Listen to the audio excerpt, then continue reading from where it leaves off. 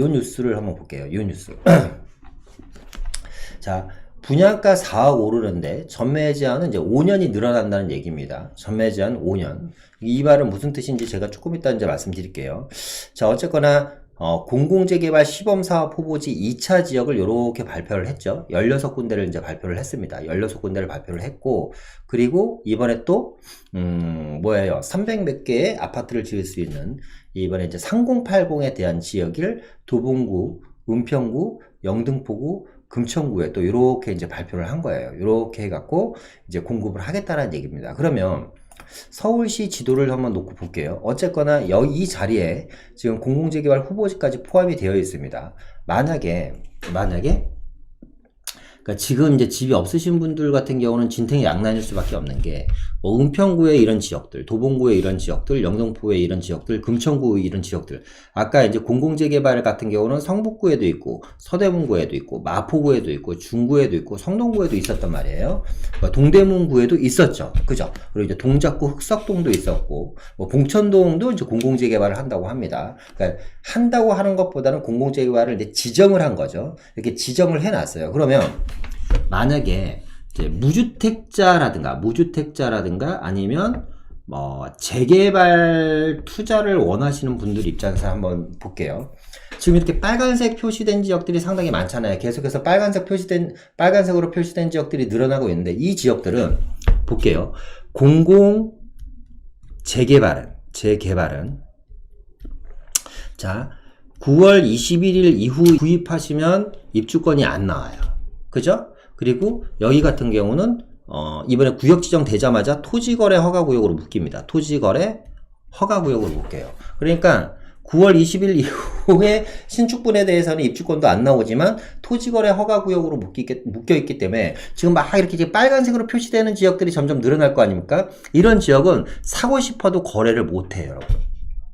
거기다가 공공주도로 하는 곳은, 이 안에서 이제 공공주도가 은평구, 도봉구, 영등포, 금천구 아닙니까? 이런 지역은 2월 4일 이후로는 현금청산이야. 현금청산이죠. 현금청산. 그죠? 그러니까 이 지역도 거래를 못해. 자, 거기다가 또 하나는 10년 전매 제한이에요. 10년 전매 제한. 10년 전매 제한에다가 또 하나는 5년 거주 의무가 있어. 5년 거주 의무. 자, 그러면 이 물량들이 일단은 거래가 안 될 거 아닙니까? 이 지역 안에 있는 단독주택이라든가 다가구라든가 다세대 이런 주택들은 거래 자체가 불가능한 거죠. 그럼 뭐 하라는 건가요? 그러니까 저도 상당히 답답해요. 다다님 얘기처럼, 자, 이 지역 안에서는 거래 자체가 힘들어. 그냥 거래 자체가 힘든 겁니다. 말씀드렸던 것처럼 2월 4일 이후로는 현금청산이고, 그죠? 2월 4일 이후로는 현금청산이고, 10년 전매 제한에 5년 동안 거주 의무가 있고, 토지거래 허가구역으로 다 묶여있기 때문에 거래조차를 못하는 거예요. 거래조차를 못해. 그러면 제가 말씀드렸던 것처럼 무주택자라든가 재개발을 원하시는 분들 입장에서는 이제 앞으로 이 도심권에 내가 빌라 하나 사서 입주권을 갖고 싶다, 이렇게 생각하시는 분들도 있고, 무주택자분들 중에서 가점이 안 돼서 내가 재개발을 노리거나 아니면 뭔가를 기다려야지 되는데, 그러려면 또 10년 전매 제한이에요. 이게 아파트를 지어도 10년 동안 전매 제한이에요. 그러니까 2035년에 아파트가 입주를 하면 2045년 돼야지 매도를 할 수가 있어. 여러분들이 생각하기에는 어떻게 생각하세요? 이게 무주택자라든가 재개발 기다리시는 분들 입장에서는 구입할 수 있을까요? 그런데 이게 어마어마하게 큰 양극화가 발생되는 게, 요런 지역 안에서 만약에 용산의 어떤 지역이나 마포의 어떤 지역, 종로의 어떤 지역이나 강북구의 어떤 지역이든지 관악구의 어떤 지역들이, 제가 예를 들어서입니다. 파란색으로 이렇게 표시된 지역들이 공공재개발에서 빠져있는 지역만 뭘 할 수 있다? 거래를 할 수 있어. 그러니까 거래의 양극화가 일어나겠죠. 지금 말씀드렸던 것처럼 빨간색으로 표시된 지역은 거래를 못하는 거예요. 그런데 파란색으로 표시된 지역만 거래를 할 수 있는 거야. 그럼 이렇게 파란색으로 표시된 지역만 거래를 하게 되면 거래의 양극화가 일어날 거고, 이런 지역들은 가격이 엄청나게 상승을 하겠죠. 그죠? 그리고 이 지역들 중에서 특히나 민간 쪽으로 방향을 100% 틀어버린, 민간으로 가겠다고 100% 선회한 지역들은 몸값이 여러분들 천정부지로 치솟는 겁니다. 그러니까 뭐 장이동 같은 데 이번에 공공재가 발표하는데 이런 데는 이제 거래 못 하잖아요. 그죠? 그리고 지금 얘기하는 것처럼 이런 불광동이라든가 도봉동 쪽에 나는 흑석동에 관심이 있고 영등포에도 관심이 있는데 이런 지역에 사고 싶어도 2월 4일 이후로는 입주권이 안 나. 그러니까 뭔가 방법이 없는 겁니다. 그죠? 서울부터 토지 국유화 과정인가요? 그렇죠. 지금 어떻게 보면 이게 거의 다 국유화 과정을 지금 하고 있는 거죠, 이게. 방법이 없습니다. 지금 요 지역 같은 경우는 어쨌거나 지금 뭐 가산동, 도봉구 방학동, 뭐 쌍문동. 그나마 요 지역들은 뭐 은평구라든가 도봉구라든가 영등포를 제외한 금천구 같은 경우는 외곽 지역이긴 하지만 그래도 이런 게 점점 안으로 좁혀 들어올 가능성이 높고 이런 지역은 거래를 못 합니다. 예상보다 땅에 비해 세대수를 많이 안 뽑는 것 같던데요. 맞습니다. 지금 생각한 것보다 사실 사업성이 많이 늘어나지 않는 게, 그러니까 잘 보시는 게 용적률을 지금 120%, 130% 이렇게 이제 늘려준다고 하잖아요. 그죠? 볼게요, 한번. 그것도 계산을 잘 해봐야지 되는 게, 그러니까 세대수가 몇십 세대에서 한 100세대 정도 이상밖에 늘어나질 않아요. 그러니까 별 의미가 없어 사실 세대수 늘어나는 건데, 그거에 비해서 내가 안아야 될, 그러니까 조합원들 입장에서는 안아야 될 리스크가 너무나 많은 거죠. 너무나 많은 겁니다. 그러니까 그거를 여러분들 좀 잘 생각했으면 좋겠고, 어쨌거나 뭐 많은 지역들이 거의 힘들지 않을까요? 이제 그 내용이에요. 수도권의 이제 분양가 상한제 전매 제한 아파트 같은 경우도 전매 제한이 주변 시세 대비 80%는 10년이고 80에서 100%는 8년이고 100% 이상은 5년입니다. 거주 의무기간은 없는데 공공은 무조건 전매 제한 10년에다가 거주 의무기간 5년이야. 그러니까 여러분 공공재개발 시행세 해당 구역 내 오피스텔도 입주권이 나오는 지역. 그 얘기는 잠깐만 제가 좀 설명 좀 드릴게요. 자, 오피스텔이 입주권이 나오냐. 자, 오피스텔이 이제 두 가지 종류가 있고요. 아까 소액으로 투자할 수 있는 지역이 있습니다. 그 지역도 제가 잠깐 말씀을 드릴게요. 자, 우리가 흔히 얘기하는 오피스텔이라고 얘기를 하면요. 이제 입주권이 이제 안 나온다고 생각하시는 분들이 있잖아요. 그죠? 근데, 오피스텔이 이제 종류가 여러 가지가 있어요. 예를 들어서 이제 이렇게 지하철역이 있어요. 이렇게 지하철 환승역이 있고요. 대로변이에요. 이렇게 대로변이 있는데, 대로변에 오피스텔이 이렇게 있어요. 이렇게 오피스텔이. 뭐 한 20층에서 25층짜리 오피스텔이 있어요. 이런 애들은 입주권이 안 나오는 게 아니고요. 그러니까 오피에 대한 개념을 잘 이해하셔야지 돼. 오피스텔이 이렇게 대로변에, 이게 뭐 차선이겠죠. 중앙선이고. 대로변에 20층, 25층, 18층, 15층씩 이렇게 지은 오피스텔이 있을 거 아닙니까? 이런 애들은 입주권이 안 나오는 게 아니라 개발을 못 해요, 여러분. 그죠? 그러니까 입주권이 나온다 안 나온다의 개념은 아니야. 이런 건 개발을 못해. 그런데 안쪽으로 골목 쪽으로 막 이렇게 들어가서 여기 이제 주택가가 있어요. 주택가 뭐 다세대도 있고 단독주택도 있고 마당에 있는 집도 있고 주택가가 있는데 요런 데 가서 보시면 우리 흔하게 상가주택 아시죠? 상가주택이 뭐죠? 상가가 이렇게 있는데 뭐 1층에는 상가고 2층에는 주택이고 3층에는 또 상가야. 사무실로 쏘여 있는데 이런 것들 중에서 오피스텔로 허가가 난 게 있어요. 그러니까 층수로 따지면 4층에서 한 6층 정도 되는 오피스텔이 있을 겁니다. 근데 이런 오피스텔은 오피스텔로만 이루어진 것들도 있지만 보통 상가라든가 주택이라든가 오피스텔이 섞여 있어. 그러니까 많지는 않겠죠? 뭐 전체 세대수가 뭐 한 15세대에서 뭐 다세대 오피스텔 포함해서 뭐 한 25세대 내외 정도 될 거예요. 요런 애들은 입주권이 나온다 안 나온다가 중요한 게 아니라 이런 애들은 재개발이 가능합니다. 재개발이 가능해요. 그런데 앞서 말씀드린 것처럼 대로변에 있는 오피스텔은 이거는 그냥 빠지겠죠. 존치로 빠질 겁니다. 그러니까 오피스텔이라고 해서 입주권이 모두 안 나옵니다. 이렇게 알고 계시면 안 되는 겁니다. 그러니까 오피스텔이 나오는 데도 있습니다. 자, 그 다음에 아까 또 그러면 원나영시 소액으로 할 수 있는 서울권역이 있긴 한가요? 제가 한번 보겠습니다. 소액으로 할 수 있는 지역들이 있는지 여기까지만 하고 제가 오늘 내용을 바로 출발을 할게요. 지역을 특정 지어서 얘기하면 안 되겠구나. 지역을 특정 지어서 얘기하면 또 많은 분 이제 투기를 조장한다고 해서 몰립니다. 얘를 제가 팁만 하나 드릴게요. 팁만. 자, 여러분 보세요. 팁만. 또 이 이야기 나오면 또 이제 요 동네 좋아한다고 또 얘기 나올 수도 있는데 좋아하는 게 아니라 그냥 이해도를 쉽게 하기 위해서 말씀드리는 거예요. 여러분 잘 보세요. 중요한 얘기 해드릴 테니까. 자, 보세요.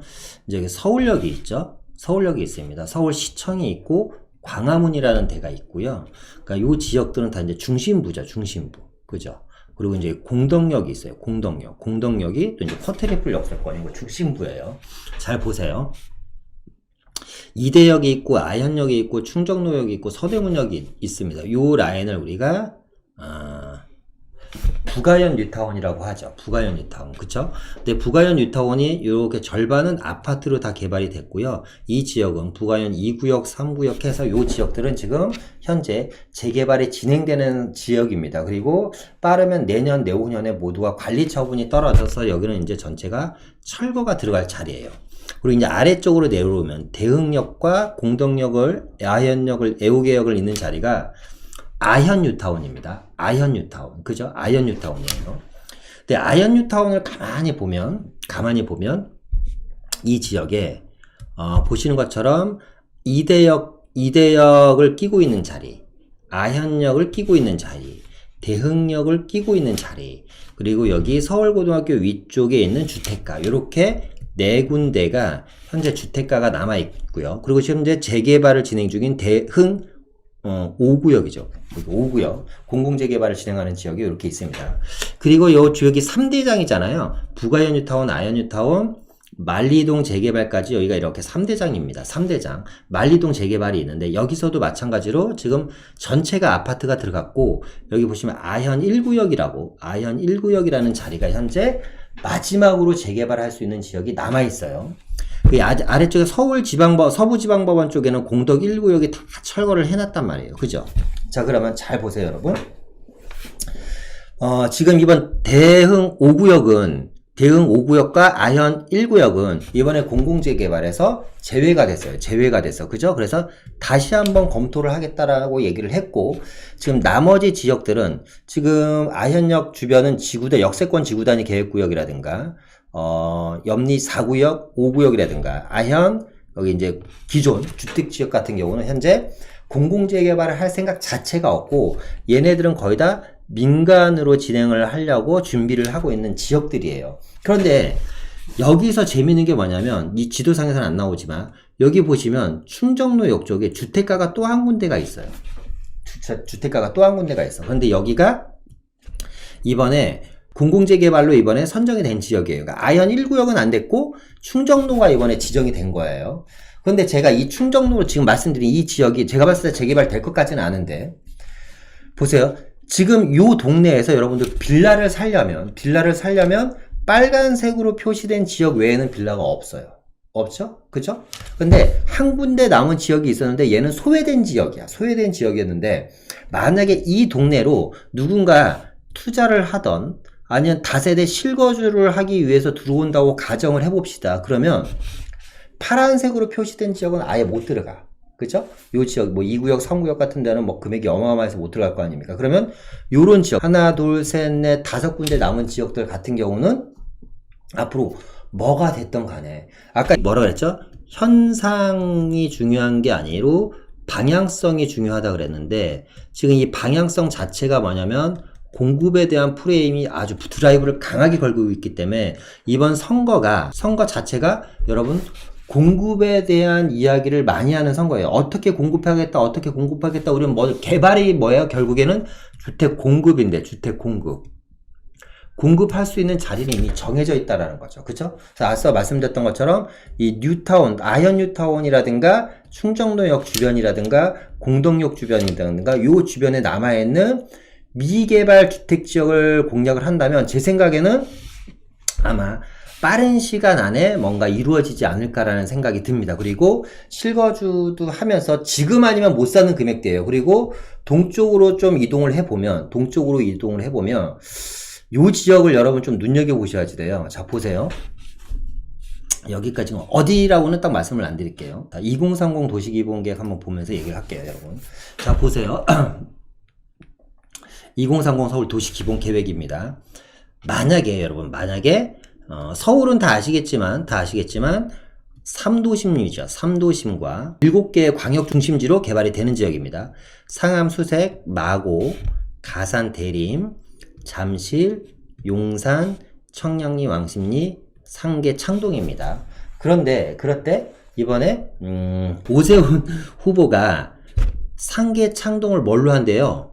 서울은 3도심 지역이었는데 이 지역을 4도심, 서울을 4도심으로 승격을 시킨다고 했잖아요. 그러면 창동 상계가 4도심이 되는 거야. 네 번째 도심이 만들어지는 거예요. 그러면 동북권을 축으로 엄청나게 많은 개발이 이루어지겠죠. 그리고 이 라인은 지금 의정부부터 시작해서 창동, 광운대, 청량리, 삼성동, 수서까지 이어지는 라인은 또 GTX 라인이잖아요. 그죠? GTX 라인이야. 그러면 광운대, 그러니까 창동 개발은 무조건 되는다고 확정을 짓고 광운대 역세권 개발이 2023년부터 진행이 돼요.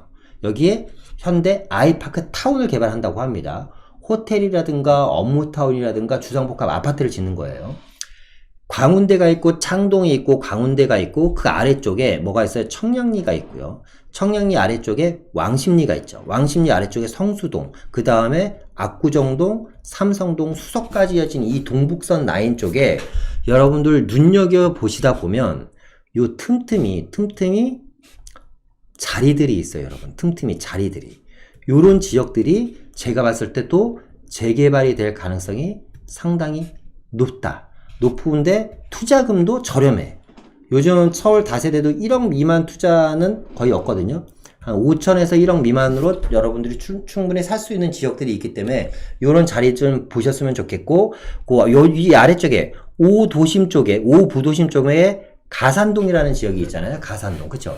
이 가산동이라는 지역들도 여러분 좀 좀 눈여겨보셔야 돼요. 특히나 신안산선 라인 쪽 위주로 해갖고 가산 디지털 단지, 지벨리라 그러죠. 지벨리 위주로 한번 눈여겨보시면 요런 지역은 아직도 5천 미만 가능합니다. 5천 미만. 그래서 도심권, 특히 마포 주변에 있는 아현 뉴타운이라든가 북아현 뉴타운이라든가 만리동 재개발 지역 중에서 뉴타운에서 좀 소외된 지역들 중에 노후주택가, 그죠? 요런 지역들, 특히 공공재개발지로 빠져있는 지역들이라든가 주민들이 별로 관심 없는 지역, 요런 지역, 그리고 동북선 라인, 이 GTX 라인 중에서 창동, 그리고 광운대 역세권, 그리고 청량리, 그리고 왕십리, 성수, 삼성동까지 이어진 라인들 중에서 빈자리, 약간 사람들이 관심을 안 갖는 역세권 주변, 재개발이 주변에 진행되는 곳들, 가산동 지역도 마찬가지고, 이런 지역 여러분 좀 눈여겨보셨으면 좋겠고요.